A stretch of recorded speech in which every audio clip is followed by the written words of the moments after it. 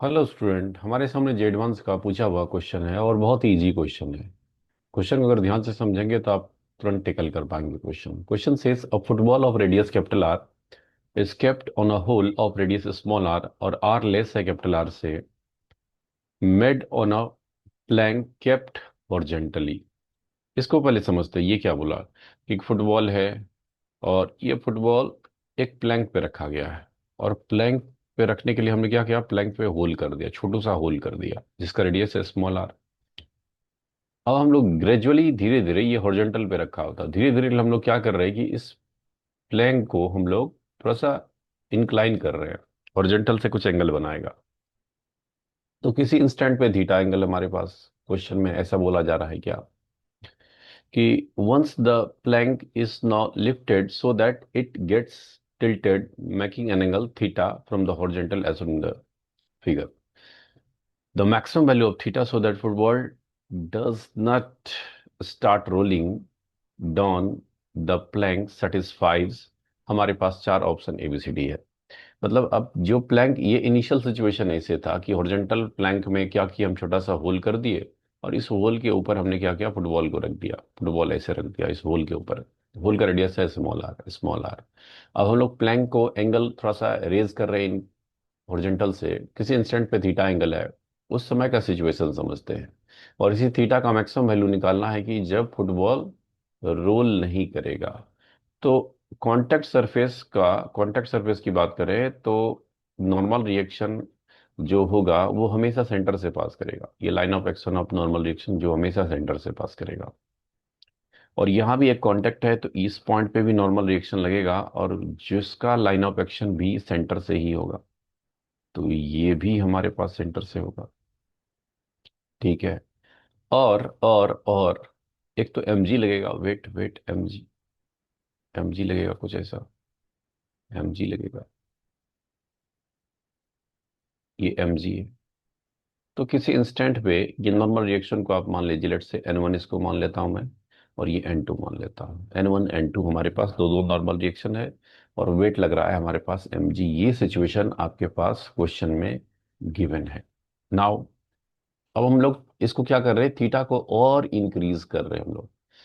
तो थीटा को इंक्रीज करेंगे हम लोग, तो जब ये जस्ट रूल करेगा मतलब टेंडेंसी डेवलप हो जाएगा, उस समय का सिचुएशन ऐसा हो जाएगा। इस डायग्राम को समझते हैं हम लोग।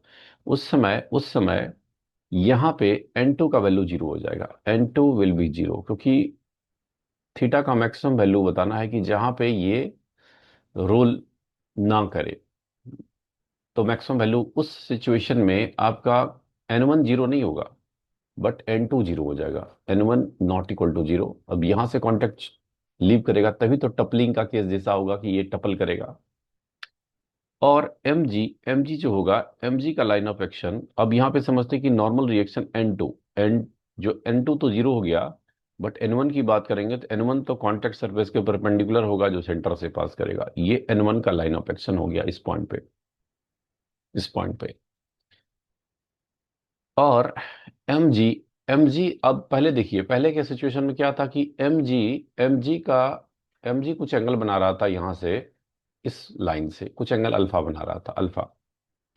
अब जैसे जैसे हम लोग हमारा थीटा बढ़ेगा तो एम जी अप्रोच करेगा किसको, नॉर्मल रिएक्शन को, N1 को। मतलब ये अल्फा जो एंगल है N1 और mg में, ये भी डिक्रीज करता जाएगा। क्लियर बात। और क्वेश्चन में बोल रहा है कि जो कोई भी रोलिंग नहीं होगा, ब्लॉक रेस्ट में रहेगा, उस समय N1 इस पॉइंट के अबाउट टॉर्क जीरो होना चाहिए। N1 तो इसी पॉइंट से पास कर रहा है, इसका टॉर्क जीरो हो जाएगा। और एक और हमारे पास फोर्स है mg, mg भी इसी पॉइंट से पास करना चाहिए तभी उसका टॉर्क जीरो हो जाएगा, तभी ये टपल नहीं करेगा। क्लियर बात। mg भी हमारा इसी पॉइंट से पास करना चाहिए। ये बात आपको समझना पड़ेगा कि जब हमारे पास ये रेस्ट में रहेगा उस इंस्टेंट पे mg मतलब कोई भी रोलिंग नहीं होगा, ब्लॉक टपल नहीं करेगा। मतलब जो पॉइंट ऑफ कांटेक्ट है उसके अबाउट, इस पॉइंट को ए के अबाउट बोलो, टॉर्क अबाउट ए हमारे पास जीरो हो जाएगा, कोई भी टॉर्क ए के अबाउट नहीं होगा। अगर टॉर्क नहीं होगा तो घूमेगा कैसे, घूमेगा बिल्कुल नहीं। क्वेश्चन में वही बोल रहा है कि क्वेश्चन अगर आप रीड करेंगे तो maximum theta so that football does not start rolling, very important, roll नहीं करेगा, इसका मतलब टॉर्क जीरो है। इसका मतलब mg का को भी इसी पॉइंट के अबाउट पास करना चाहिए, तभी तो जो टॉर्क अबाउट ए जो हमारे पास है, नॉर्मल रिएक्शन प्लस mg भी उसी पॉइंट से पास कर रहा है, सबका टॉर्क जीरो हो जाएगा। क्लियर बात। अब हम लोग, अगर हम लोग एक लाइन यहाँ से ड्रॉ करूँ, एक लाइन यहाँ से ड्रॉ करूँ जो सेंटर से पास कर रहा है, जो लाइन सेंटर से पास कर रहा है हमारा, और इधर भी मैं थोड़ा कंस्ट्रक्शन कर ले रहा हूँ, इसको भी ज्वाइन कर लेते हैं हम लोग, इसको भी ज्वाइन कर लेते हैं, इसको भी ज्वाइन कर लेते हैं हम लोग। तो अगर आप ध्यान से देखेंगे, ध्यान से देखेंगे, ये कंप्लीट तो आपके पास कितना गिवन था, ये कंप्लीट था 2r, 2r, 2r। तो ये एंगल भी हमारा थीटा ही होगा, ये थीटा, तो ये भी एंगल थीटा ही होगा, क्योंकि ये हमारे पे कॉन्टेक्ट सरफेस के परपेंडिकुलर, ये कॉन्टेक्ट सरफेस के परपेंडिकुलर है।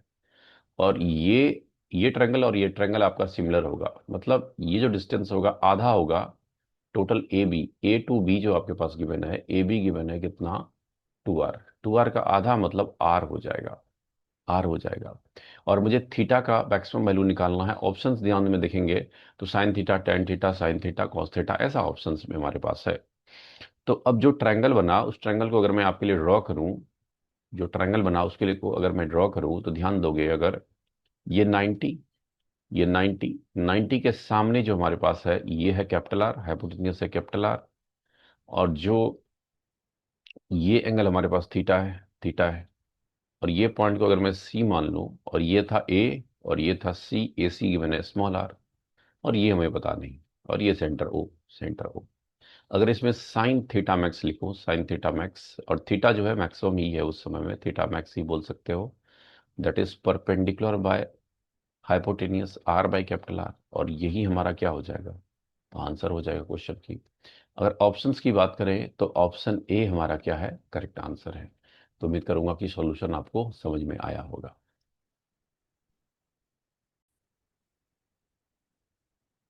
हेलो स्टूडेंट, हमारे सामने जेडवांस का पूछा हुआ क्वेश्चन है। ये क्वेश्चन 2018 के पेपर 2 में पूछा गया क्वेश्चन है।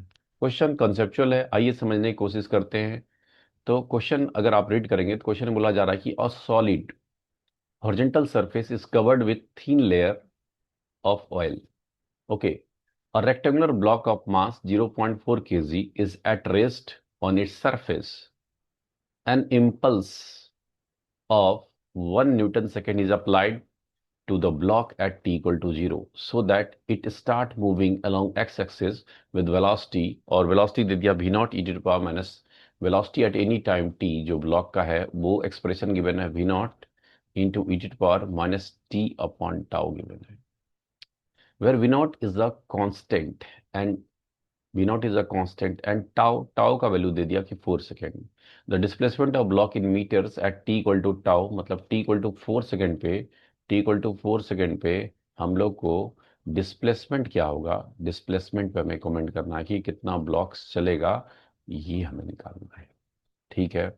और ई टू पावर माइनस वन का वैल्यू जो हम लोग यूज करेंगे वो 0.37 क्वेश्चन में बोला जा रहा है। तो पहले इसको बात को समझते हैं कि डायग्राम कैसा होगा, हमारे पास इम्पल्सिव फोर्स क्या है, इन सारी कहानी को हम लोग समझने की कोशिश करते हैं। एक सॉलिड रेक्टेंगुलर सरफेस है, इसके ऊपर क्या किया, एक ब्लॉक को रख दिया, और ब्लॉक को रखने के लिए हम लोग क्या किए, लुब्रिकेंट यूज किए, कुछ ऑयल का लेयर अप्लाई किया गया। और ऑयल लेयर इसलिए लगाए, मे बी फ्रिक्शन को रिड्यूस करने के लिए हमने क्या किया, लुब्रिकेंट लगा दिया, ताकि कोई भी लॉसेस ना हो।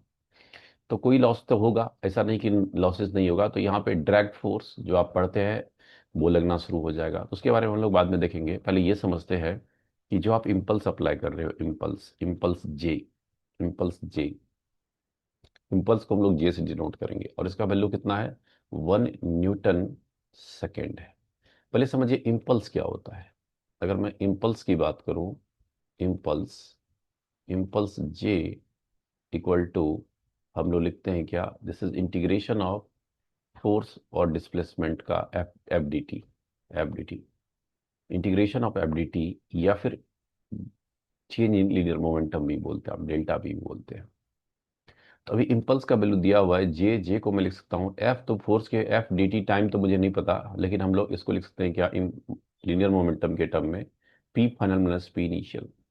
जब आपने इम्पल्स नहीं अप्लाई किया था उस समय कोई मोमेंटम नहीं था, ब्लॉक मूव ही नहीं कर रहा था, इनिशियल मोमेंटम तो जीरो था। जब हमने इम्पल्स अप्लाई कर दिया 1 न्यूटन सेकेंड का, तो उस समय जो वेलोसिटी है that is the maximum velocity V naught. तो वी नॉट का वैल्यू अगर निकालना चाहेंगे, 1/मास दैट इज 0.4 अगर मैं कर लूँ, तो हमारे पास 10/4 मतलब 2.5 मीटर पर सेकेंड ये आएगा क्या। तो इनिशियल वेलोसिटी, जब इम्पल्स अप्लाई किए उसी इंस्टेंट पे जो वेलोसिटी होगा इक्वल टू v0 = 2.5 मीटर पर सेकेंड। अब लुब्रिकेंट हम लगाए हैं, तो आप फ्लूइड मैकेनिक्स से बढ़ते हैं विस्कोसिटी। तो यहाँ पे पॉसिबिलिटीज है एक विस्कस फोर्स भी इस पे डायरेक्ट फोर्स जो लगना शुरू हो जाएगा इस डायरेक्शन में, लाइक फ्रिक्शन की तरह ही एफडी डायरेक्ट फोर्स लगेगा, जिसकी वजह से जो वेलोसिटी है, वेलोसिटी का अगर देखना चाहिए ग्राफ, वेलोसिटी का ग्राफ कैसा होगा यहाँ पे, जो वेलोसिटी टाइम का एक्सप्रेशन अगर मैं आपको एक्सप्लेन करूँ, ये है भी, ये है टी। जब टाइम जीरो है तो वेलोसिटी है वी नॉट, वेलोसिटी है वी नॉट, और किसी टाइम टाइम का वैल्यू अगर इन्फिनिटी पुट कर देंगे तो वेलोसिटी आपका हो जाएगा कितना, जीरो हो जाएगा। तो ये ग्राफ कुछ ऐसा एक्सपोनेंशियली डिक्रीज कर रहा है, वेलोसिटी टाइम ग्राफ। ये क्यों डिक्रीज कर रहा है? क्योंकि ड्रैग फोर्स की वजह से डिक्रीज कर रहा है। क्लियर बात? तो खैर, हमें velocity as a function of time given है v = v0 e⁻टी/टाउ। क्लियर? तो वेलोसिटी को क्या लिख सकते हैं? We can write velocity as dx/dt। क्या भी लिख सकता हूँ? वेलोसिटी को dx/dt भी लिख सकते हैं। dx/dt = v0 e⁻t/टाउ। क्या मैं लिख सकता हूँ? तो मुझे तो डिस्प्लेसमेंट निकालना है दोस्तों। dx = v0 e⁻t/टाउ और dt, और इसी को अगर मैं इंटीग्रेट कर दूं तो हमारी कहानी बन जाएगा। जब टाइम जीरो था तो कोई डिस्प्लेसमेंट नहीं था, एक्स भी जीरो था, और किसी टाइम मतलब टाइम का वैल्यू 4 सेकंड पे हमें डिस्प्लेसमेंट पूछा जा रहा है एक्स। क्वेश्चन में यही बोल रहा है कि when T equal to tau tau का वैल्यू कितना है, 4 सेकंड पे हमें काम करना है। तो चलिए इसको हम लोग इंटीग्रेट करते हैं। इसको इंटीग्रेशन के लिए हम अगले पेज पे भी जा सकते हैं आपके लिए। तो चलिए इंटीग्रेशन करते हैं। इंटीग्रेशन करना है क्या, dx का, और इधर इंटीग्रेशन क्या है, v0 e⁻t/टाउ, और dt लिमिट है 0 to 4 सेकंड में, और ये 0 to x। तो dx का इंटीग्रेशन x हो जाएगा, v0 बाहर रहेगा, v0 e⁻t/टाउ का इंटीग्रेशन तो e⁻t/टाउ ही रहेगा, बट कोफिशिएंट डिवाइड हो जाएगा, -1/टाउ डिवाइड हो जाएगा, लिमिट रहेगा कहाँ से कहाँ, 0 to 4 रहेगा। तो x का वैल्यू आपके पास हो जाएगा कितना, v0 का वैल्यू गिवन है हमारे पास 2.5, v0 का वैल्यू 2.5, और माइनस टाउ का वैल्यू है 4 सेकंड, 4 सेकंड पे हम काम कर रहे हैं। और यहाँ पे लिमिट पुट करोगे तो e⁻ आएगा कितना, तो -t के जगह पे 4, और टाउ का वैल्यू भी 4 सेकंड ही गिवन है, टाउ = 4 सेकंड भी गिवन है, 4/4। और जब जीरो पुट करेंगे तो वो हो जाएगा e⁻0, तो 1 ही बन जाएगा, कुछ ऐसा आएगा। तो x जब इसको मल्टीप्लाई करोगे दोस्तों तो आपके पास हो जाएगा कितना, तो -2.5 × 4, 2.5 मतलब 10 हो जाएगा। 2.5 में अगर 4 मल्टीप्लाई कर देंगे तो e⁻−1 और -1 करेंगे। तो e⁻−1 का वैल्यू ऑलरेडी हमारे क्वेश्चन में दिया हुआ है, अगर आप ध्यान से देखें, e⁻−1 इज 0.37। तो ये वैल्यू को अगर मैं यहाँ यूज़ करूँ, -10 × 0.37 - 1 अगर यूज़ करेंगे, तो ये आपके पास जो आ जाएगा, तो 10 × 0 -0 और माइनस प्लस प्लस हो जाएगा 63, और इसको मल्टीप्लाई कर लोगे तो 6.3 मीटर आपका डिस्प्लेसमेंट आ जाएगा। तो उम्मीद करूंगा कि आपको सॉल्यूशन समझ में आया होगा। मिलते हैं अगले क्वेश्चन के साथ, तब तक के लिए बहुत बहुत धन्यवाद।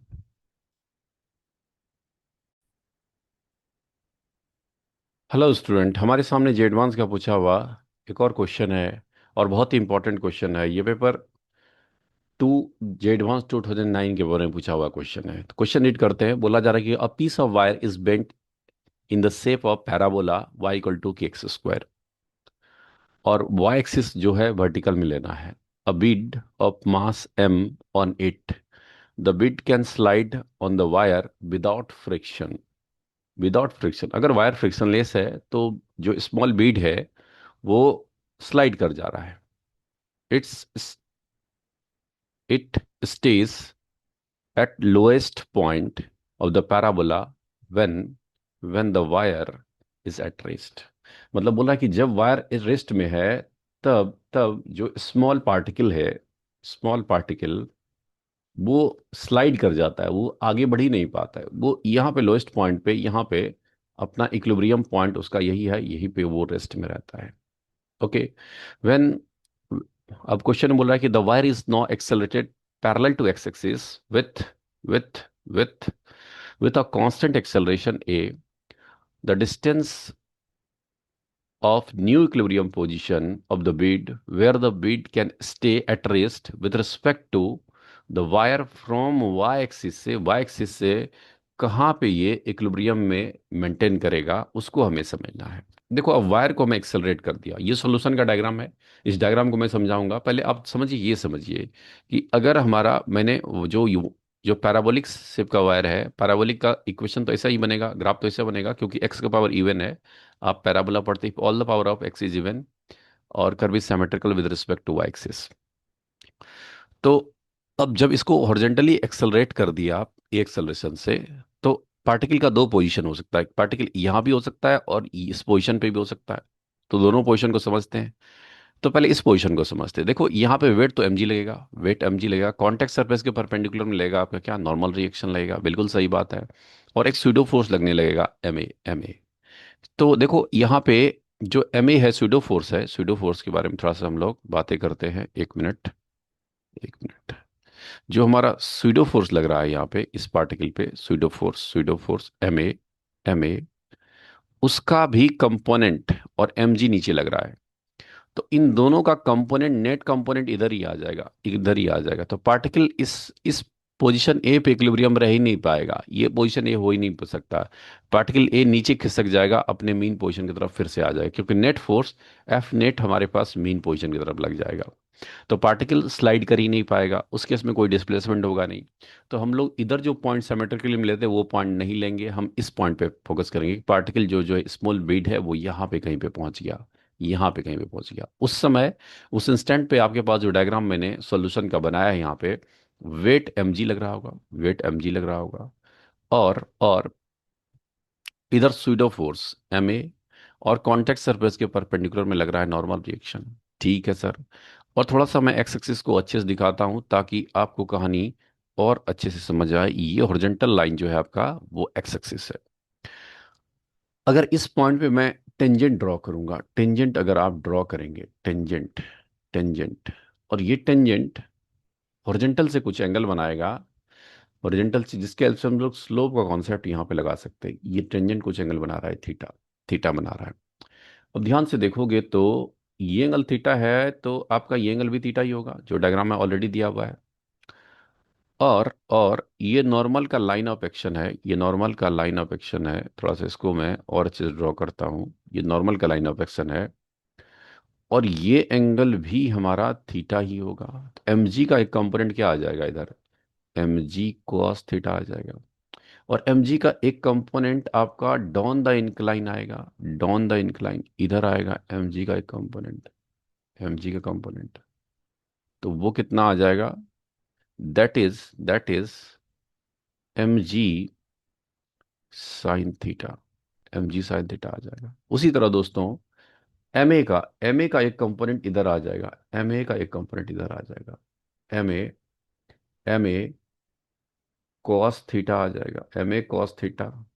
और ma का एक कंपोनेंट इधर भी आएगा, जो हमारे काम का है नहीं, ma साइन थीटा आएगा, ma sine theta, ma sine theta, ma sine theta.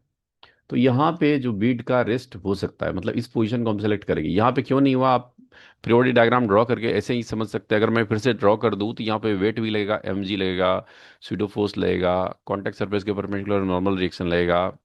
But और यहाँ पे भी हॉरिजॉन्टल से आप थीटा एंगल बना सकते थे, बिल्कुल बना सकते थे सर, बिल्कुल। आपने इस पॉइंट को क्यों सिलेक्ट किया, रीजन मैं यही बता रहा हूँ दोस्तों, कि यहाँ भी थीटा एंगल बना सकते हैं। ये एंगल थीटा हमारे पास है हॉरिजॉन्टल से, तो हमारा जो ये कॉन्टैक्ट सरफेस के परपेंडिकुलर में ये एंगल भी हमारा mg के साथ थीटा एंगल ही होगा। अब ये एंगल थीटा है, तो आपका ये एंगल भी थीटा, मतलब ये एंगल 90 माइनस थीटा हो जाएगा, 90 माइनस थीटा।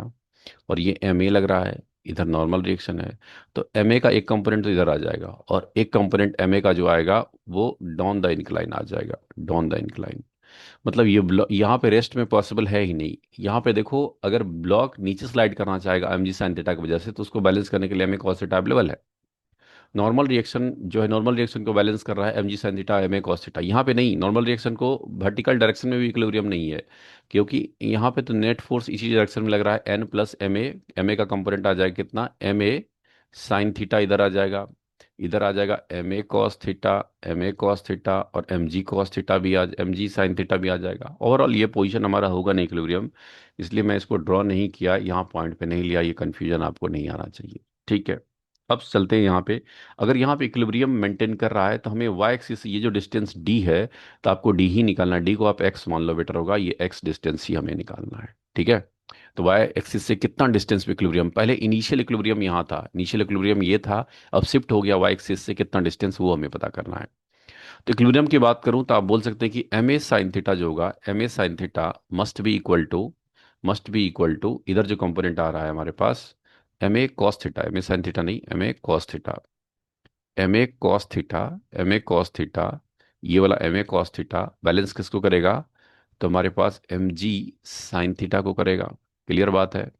और मास मास मैं कैंसिल कर दूं यहाँ से, तो sine theta by cos theta, tan theta का वैल्यू कितना आ जाएगा दोस्तों, that is A by G आ जाएगा, tan theta equal to A by G. Clear बात। तो स्लोप की बात करूं, स्लोप ऑफ टेंजेंट अगर मैं लिखूं, slope of tangent, tangent, slope of tangent क्या लिखते हैं, एम, एम इक्वल टू होता है हमारे पास माइनस, अब यहाँ पे M equal to tan theta लिखते हैं, but theta slope of tangent के लिए थीटा कैसे चाहिए, थीटा एक्स एक्सिस से चाहिए बट एंटी क्लॉकवाइज में, तब हम लोग slope M equal to tan theta लिखते हैं। ये आप बिल्कुल मैथमेटिक्स में पढ़ते हैं स्लोप ऑफ टेंजेंट में। तो यहाँ पे एंगल तो हमारा सर क्लॉकवाइज है, इसलिए स्लोप जो हमारे पास हो जाएगा that is minus tan theta ही हो जाएगा। मतलब जो हमारे पास स्लोप एम है, स्लोप ऑफ टेंजेंट जिसका वैल्यू हो जाएगा minus A by G, A by G हमारे पास हो जाएगा। क्लियर बात। और स्लोप हम एक और तरीके से निकाल सकते हैं हमारे पास, y इक्वल टू अगर के एक्स स्क्वायर है, स्लोप ऑफ टेंजेंट यहाँ से भी निकाल सकते हैं इस पॉइंट ए के लिए, और D Y by D X अगर कर लेंगे तो ये डिफ्रेंसिएशन हो जाएगा कितना, टू के एक्स हो जाएगा। और इसी को हम लोग स्लोप ऑफ टेंजेंट को टैन थीटा भी बोल सकते हैं हम लोग। लेकिन ये स्लोप जो एंगल ले रहे हैं आप वो क्लॉकवाइज ले रहे हैं, तो इसको आप स्लोप एम से डिनोट करेंगे, and this is equal to minus two K X भी लिख सकते हैं। बहुत सारा बुक्स में डायरेक्ट माइनस साइन नहीं लेता, लेकिन स्लोप का बेसिक डेफिनेशन में आपको माइनस लेना चाहिए। तो दोनों स्लोप को ही रिप्रेजेंट कर रहा है, तो दोनों को आप इक्वेट कर सकते हैं, minus A by G must be equal to minus two K X. तो यहाँ से माइनस माइनस कैंसिल, हमें एक्स ही निकालना है, तो एक्स का वैल्यू कितना हो जाएगा, ए by two K ji, A by two K G is the new equilibrium position from Y axis. Options की बात करूँ तो एक ही ऑप्शन है, सिंगल करेक्ट ऑप्शन है, option B is correct answer. तो उम्मीद करूंगा दोस्तों कि सॉल्यूशन आपको समझ में आया होगा। मिलते हैं अगले क्वेश्चन के साथ, तब तक के लिए बहुत बहुत धन्यवाद।